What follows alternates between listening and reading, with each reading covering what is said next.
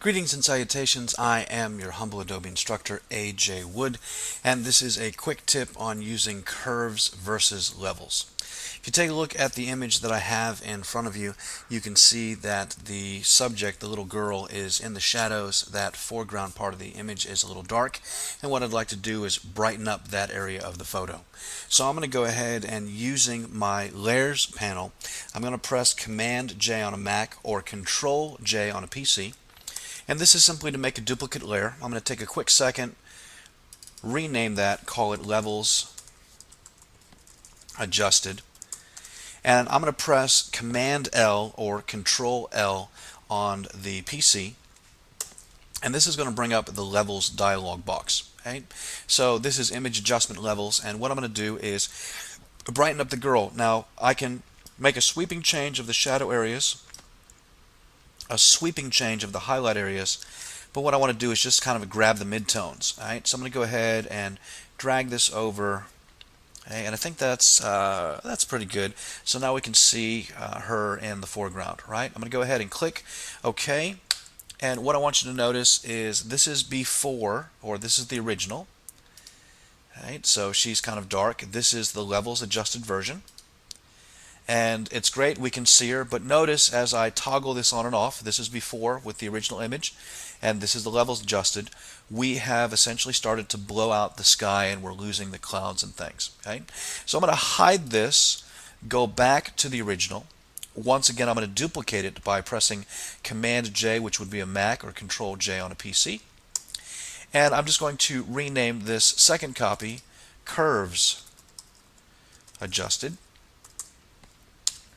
And just so you can see where I'm going in the menu, I'm using a shortcut key, but essentially I'm going to Image Adjustments. We previously ran Levels, which was Command L, or that'd be Control L on a PC. And now I'm going to go ahead and run Curves, right? So that's Command M or Control M. So if I bring up the Curves dialog box,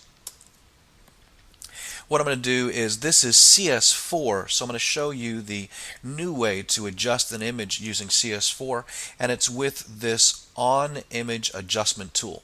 Right? So I'm going to go ahead and just click on that, and what that allows me to do is simply place my cursor in the image, and you'll notice that it looks like an eyedropper. And I'm going to place this over her cheek, because this is essentially the area of her face, or the face is her area that I want to change and make brighter. So I'm going to put this over her cheek, press and hold the mouse, and simply drag up. Okay? As I drag up, that area is going to get brighter. Okay? And I think I want that about here, I think is good. All right? So now I've brought the foreground out. I can see her face, but once again, notice, just like Levels, the sky appears to be blown out. Right? What I'm going to do is place my eyedropper in the photo. I'm going to go over here to the water just underneath the sky, and I'm going to press and hold the mouse, and this time I'm going to drag down. And what I can do is recover that area, okay, or specifically adjust that tonal range, and I want to darken that back up to its original value, okay, or as close as I can be. So this is how I would adjust it using CS4. Now I'm going to reset the dialog box because I don't want to leave out anyone who's using CS3 or older, right? So the On Image Adjustment tool is great. I use it all the time. It's very fast, it's very efficient.